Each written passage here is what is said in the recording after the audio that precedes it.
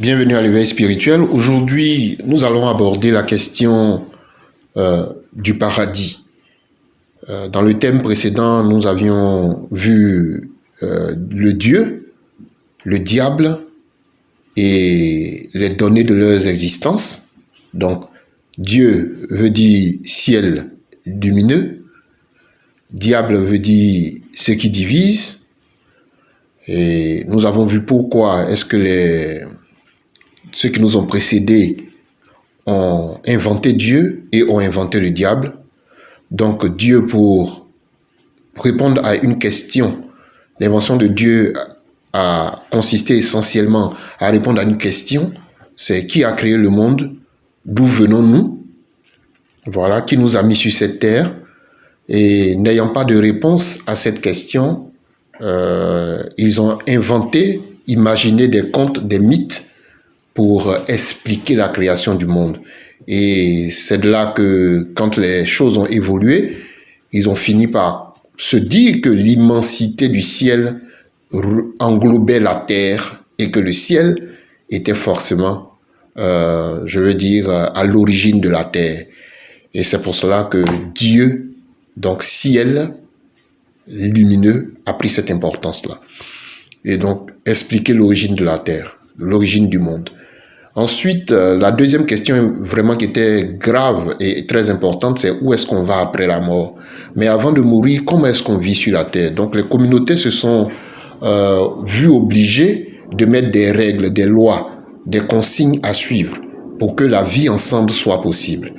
Et quand vous faites le bien, vous êtes récompensé par Dieu, et quand vous faites le mal, vous êtes puni et vous irez en enfer chez le diable. Voilà, donc d'où est venue la notion du diable, c'est-à-dire celui qui divise, parce que ce sont des communautés qui vivaient ensemble, et déjà, tout seul, c'est déjà difficile de vivre, mais à deux, il y a toujours des conflits, à plus forte raison quand il y a 3, 4, et même, voire 1000, ou des milliers ou des millions de personnes. Et à cette époque-là, les communautés n'étaient pas si, si denses en termes de population. Mais déjà, il y avait des conflits déjà dans les petites communautés. Et comment encourager les gens à bien se comporter? Il y avait donc la notion de la récompense. Et comment décourager les gens concernant ce qui n'est pas bon? Parce que faire du mal, ça divise forcément la communauté. Et donc, il y a la notion du diable, voilà, et de l'enfer. Donc, aujourd'hui, on va exceptionnellement parler du paradis, parce que de toute façon, le diable n'existant pas, l'enfer n'existe pas, c'est clair, il n'y a pas d'enfer, tout est sur terre ici, c'est sur la terre ici que tout se passe. On a bien vu qu'il n'y a pas d'âme, il n'y a pas d'esprit. Dès que l'activité cérébrale s'arrête, c'est terminé, il n'y a plus rien. Voilà. Et donc, on va parler du paradis. Alors, pourquoi est-ce que le paradis est la promesse à tous ceux qui se comportent bien?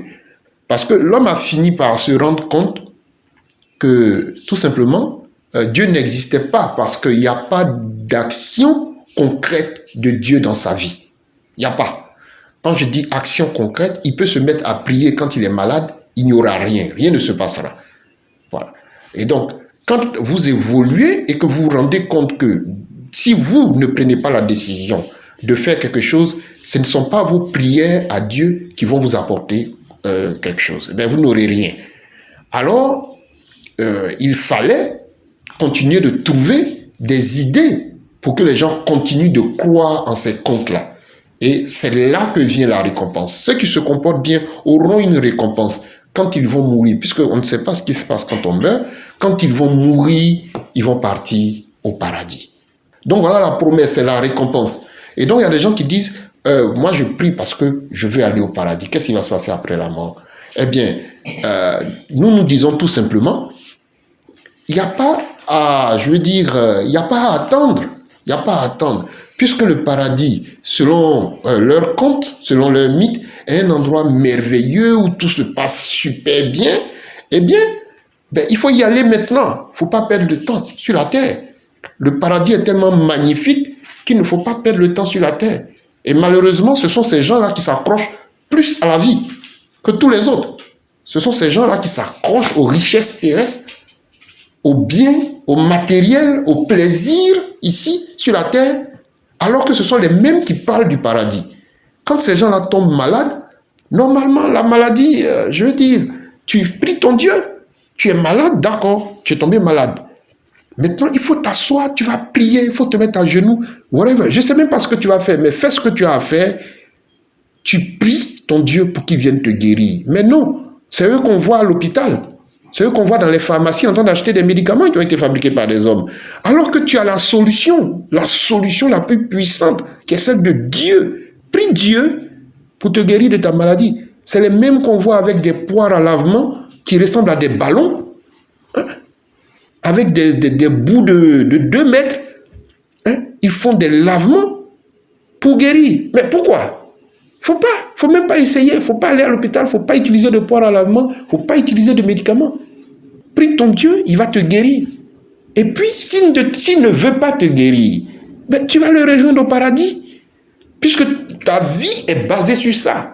Tu vis pour aller au paradis. Donc, quand l'occasion se présente, il faut sauter sur l'occasion.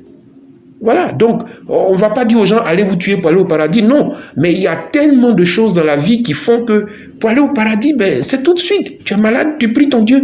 S'il ne veut pas te guérir, c'est qu'il a besoin de toi. C'est qu'il a besoin de toi à côté de lui. Mais non, c'est eux qui vont courir partout sur toute la planète pour chercher des médicaments, pour chercher la guérison. Alors qu'ils ont Dieu. Alors qu'ils ont Dieu. Donc voilà le contraste entre ce que les gens disent et ce qu'ils font dans la réalité, dans leur vie de tous les jours. Donc ça, c'est très important. Ça, c'est la réalité. Maintenant, restons dans l'absurde, c'est-à-dire dans leur univers. Ben, quand nous sommes dans leur univers, il faut savoir que le Dieu dont ils parlent, celui-là, sa relation avec l'homme est basée sur la loi. Sans la loi, il n'y a pas de foi. C'est aussi simple que ça. Sans la loi, il n'y a pas de foi. Donc, celui qui ne respecte pas la loi de Dieu ne peut pas dire qu'il croit en Dieu. Sans la loi, sans les lois de Dieu, il n'y a pas de foi en Dieu. C'est aussi simple que cela. Quand Dieu s'est révélé dans la Bible à tous ses prophètes, à tous ceux à qui il a parlé dans la Bible, dans le Coran, dans tous les livres qui parlent de Dieu, il a tout de suite donné des commandements. Il ne s'est pas limité à dire oui, je suis ton Dieu, allez, gambade sur la, comment on appelle ça, dans la prairie, promène-toi sur la terre, profite et puis c'est tout. Non, il a dit voilà mes commandements. Voilà mes commandements. Tu n'adoreras pas un autre Dieu que moi. Tu ne te prosterneras pas devant des images taillées, des images ou bien des statues. Non, parce que je suis un Dieu jaloux. Alors, il y en a qui sont là, à longueur de journée, c'est eux qui ont les images, les croix, les statues. Et c'est eux qui ouvrent leur bouche pour parler de Dieu. Le commandement même de Dieu, là, qui est la base, qui devrait être la base de ta foi. Tu ne suis même pas ça. Dieu a inscrit sa relation avec l'homme par la loi. Et l'homme se confie à son Dieu par sa foi. Les deux là sont les deux faces d'une pièce. Tu ne peux pas prendre une face et puis dire non, je ne prends pas l'autre. Quand tu prends une pièce, forcément tu as les deux faces. Voilà la réalité. Alors tu as plein de gens, des menteurs, ils sont là, ma foi, ma foi. Mais ta foi en Dieu là, où est, comment on appelle ça, où est la loi? Où sont les lois de Dieu? Est-ce que tu respectes les lois de Dieu? Donc, ils sont là, ils vivent dans l'adultère, par exemple. Et c'est eux qui sont là, en train d'embrouiller les gens, parler de Dieu. Tu ne peux pas jouer avec ma foi en Dieu. Mais ta foi en Dieu, là, devait te commander à respecter les lois de Dieu qui a dit, tu ne commettras point l'adultère. Je ne veux pas que tu critiques ma foi en Dieu. J'ai ma foi en Dieu, j'ai foi en Dieu, je crois en Dieu. Mais la loi de Dieu l'a dit, tu ne voleras point, tu ne mentiras point, tu ne feras point de faux témoignages. Mais c'est eux qui sont tout en train de voler, ils sont dans la corruption, ils sont en train de mentir. Et ils parlent de foi, de quelle foi parle-t-il finalement? Alors dans le meilleur des cas, ils disent que je demande pardon à mon Dieu. Je demande pardon à mon Dieu va me pardonner. Ton Dieu te pardonne? Je dis bien, nous sommes toujours dans l'absurdité de leur imagination. Ton Dieu t'a pardonné et le lendemain, tu t'en refais encore la même chose. Tu en refais encore la même chose. Mais c'est trop facile en fait. Et tout cela vont dire qu'eux aussi vont partir au paradis. Donc dans l'absurdité même, eux-mêmes ne remplissent pas les conditions pour aller au paradis. C'est-à-dire que quand on reste dans leur univers absurde, ils ne remplissent pas les conditions pour aller au paradis. Mais c'est eux qui parlent du paradis. Voilà la réalité. Ils ne veulent pas venir à la vérité. Parce que la vérité est trop difficile. La vérité est trop difficile. Parce que dans la vérité, ce qu'on va te demander, c'est de bien te comporter. Tu dois faire des efforts sur toi-même. Et c'est ce que nous sommes, nous les enfants de la terre. Nous disons que Dieu n'existe pas. C'est nous-mêmes qui sommes responsables du mal. C'est nous qui sommes responsables du bien. C'est aussi simple que ça. C'est à nous de nous contrôler pour ne pas faire le mal. Voilà ce qu'on dit en tant qu'enfants de la terre. C'est à nous. Nous sommes des éléments de l'univers. Nous interagissons avec d'autres éléments de l'univers, visibles ou invisibles. Et c'est nous tous là qui formons la nature. Le comportement que nous avons sera jugé par nos congénères, par ceux qui vivent avec nous, nos concitoyens, si vous voulez, ceux qui sont dans la communauté avec nous. Si nous faisons du mal, ils vont nous sanctionner. Ils ne vont pas attendre. Comment vivent les enfants de la terre? Il faut savoir qu'un enfant de la terre qui fait du mal s'expose à la sanction de ses concitoyens. À la sanction des autres. Ben oui. Et c'est ça que les gens veulent éviter. Ils veulent pouvoir faire du mal, faire les mauvaises choses, et puis tranquillement dire oui, mon Dieu me pardonne. C'est illusoire. C'est mensonger. Tu ne fais aucun effort pour bien te comporter. Tu ne fais aucun effort pour fuir le mal. Et quand tu as fini, tu dis que tu t'en demandé pardon à ton Dieu. Et juste après, tu t'en refais encore.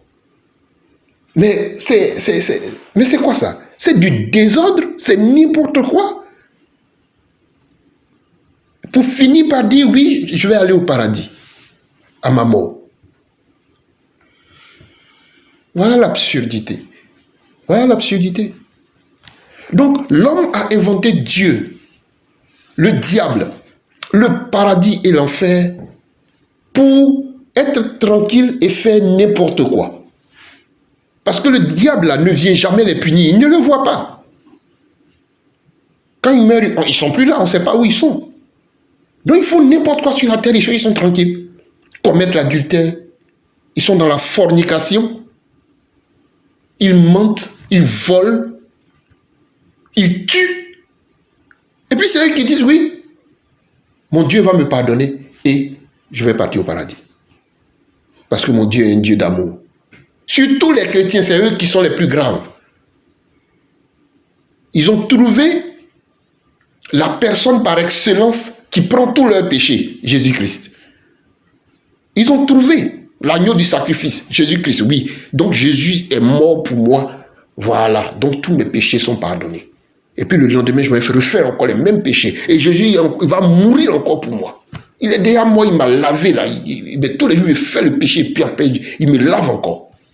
Voilà l'absurdité de ce genre de croyance. Et nous avons été dedans. Nous avons été dedans parce que nous n'avons pas eu le déclic. Nous n'avons pas eu le déclic. Nous n'avons pas eu le déclic. Donc voilà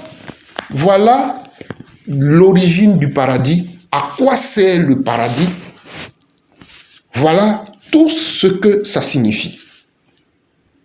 Les hommes ont imaginé le paradis parce qu'ils ne savent pas ce qu'il y a après la mort.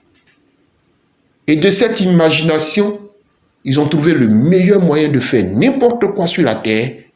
Et puis, avant de mourir, ou alors chaque semaine, bien chaque jour, ils s'en vont demander pardon à leur Dieu. Et ils refont encore les mêmes bêtises jusqu'à...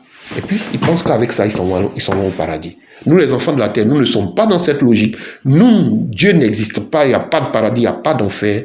Nous vivons avec des gens, nous vivons dans une communauté. Nous ne tuons point, nous ne mentons pas, nous ne volons pas. Si nous ne pouvons pas faire cet effort,